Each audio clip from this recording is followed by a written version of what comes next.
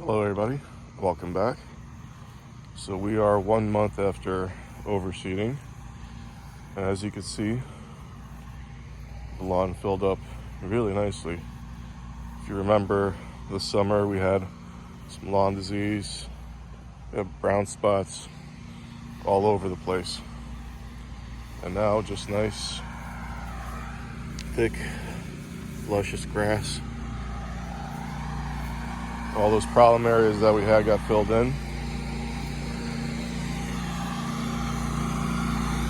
Now the only thing we're really going to be competing with is going to be the leaves from the trees.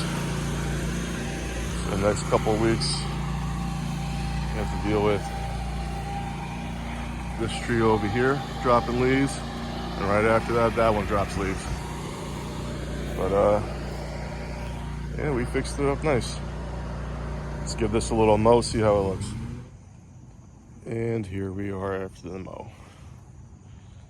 I originally wasn't gonna stripe it, but I figured, why not? Put down some double wides. Anyway, stay tuned.